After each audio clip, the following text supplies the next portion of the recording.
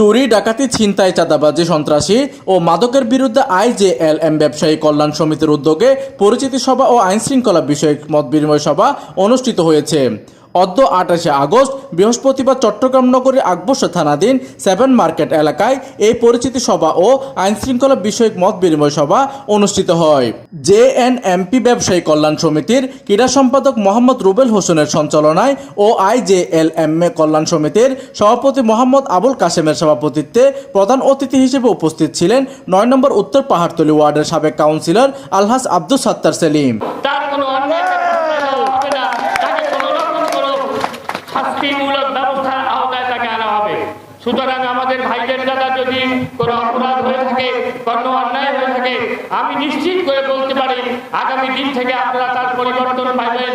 আমরা দেখছি কোনো একটা মহল মাঠে বলে বেড়াচ্ছে আওয়ামী লীগ খারাপ ছিল, তাদেরকে আর আমরা ভোট দিই নেই, তারা ফ্যাসিস্ট, তারা দেশ থেকে চলে গেছে।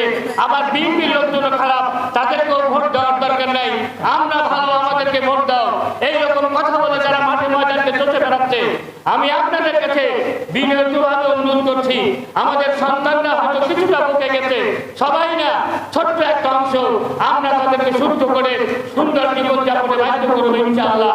উক্ত অনুষ্ঠানে প্রধান বক্তা হিসেবে উপস্থিত ছিলেন আকবর্ষা থানা অফিসার ইনচার্জ মোহাম্মদ আরিফুর রহমান।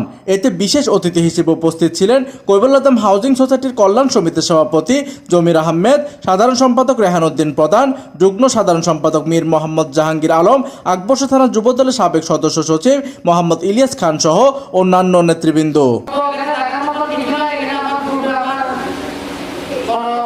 প্রতিনিধির তথ্য ও পাঠানো চিত্রে ডেস্ক নিউজ, দিগন্তের বার্তা 24, চট্টগ্রাম।